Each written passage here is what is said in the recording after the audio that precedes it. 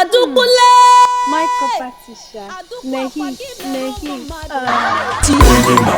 Maneha. Manaha. Momoha. Mikuha. Adaukwu Ndigbo. Wata musramu. Adaukwu. Hey, Adaukwu. What? Again? Adaukwu gave you the audacity, the right, the mind, the guts, the temerity to put on my clothes. Hey!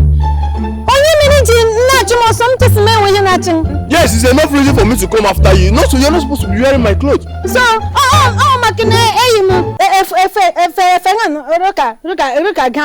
Yes, you're not supposed to be touching my clothes. You understand? Okay. Take a look. Lenum,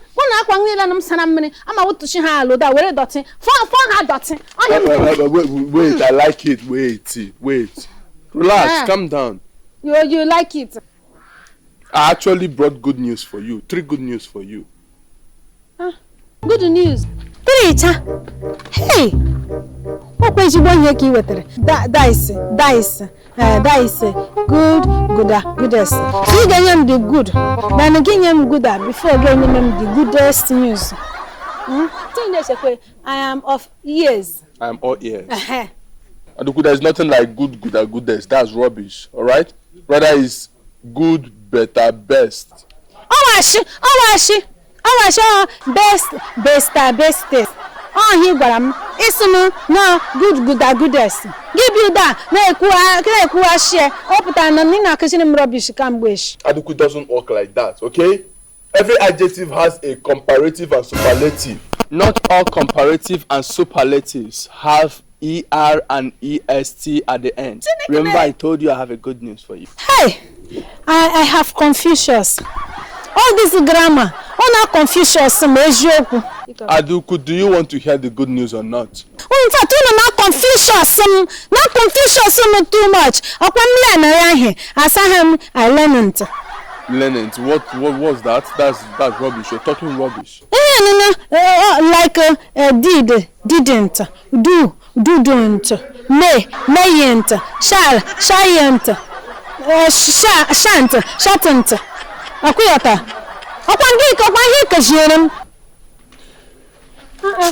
Michael Batisha, why are you making face like this?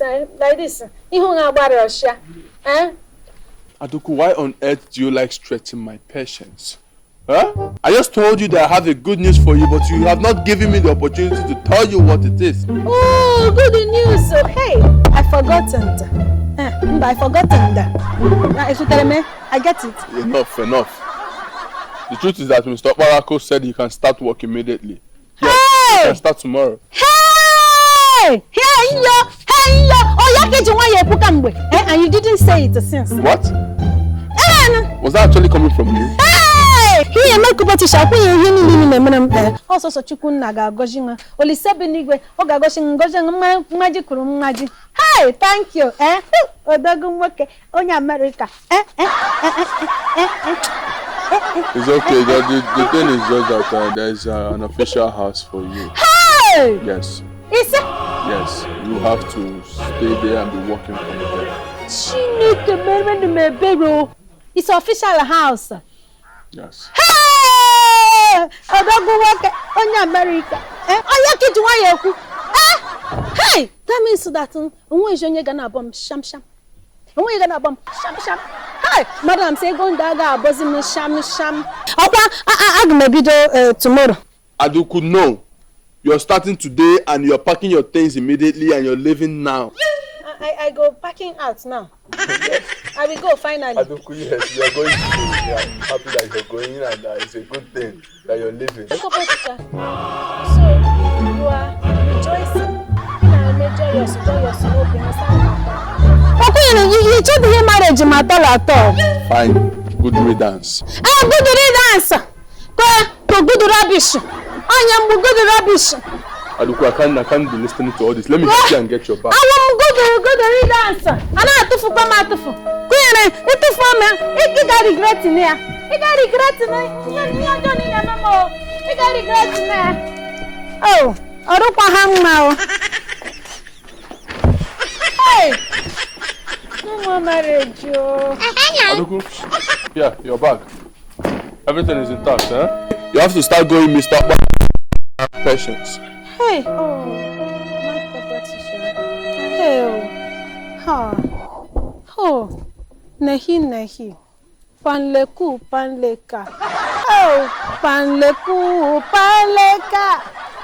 you break my heart, nahi, panleku, panleka, nahi, What's all this?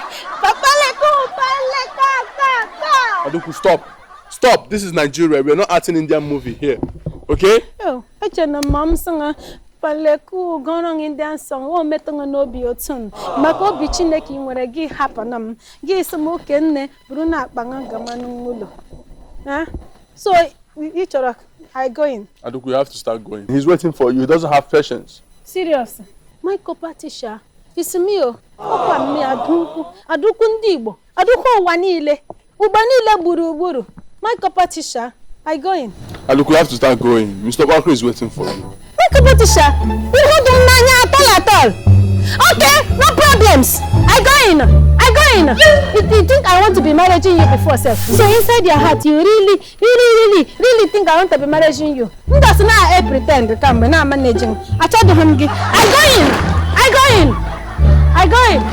New house, new car, official, everything. I go in. Nonsense. He break my heart.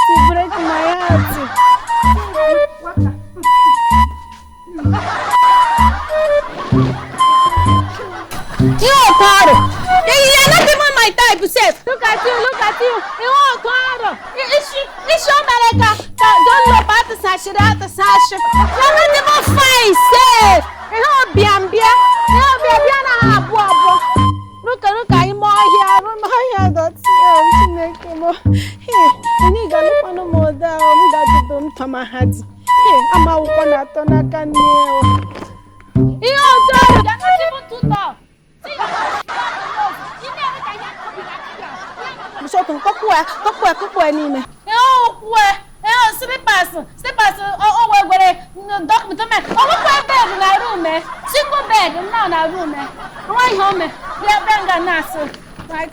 my copper teacher, rubbish. I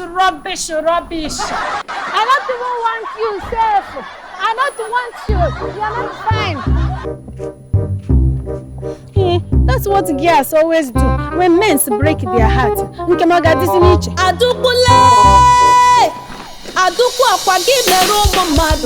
on Facebook, follow us, Adaukwu Ndigbo Comedy. Please just like and share and comment, and also comment so we can know what you think, your opinion, and how you want us to serve you better. Please subscribe. Subscribe. Please subscribe. God bless you. Please subscribe.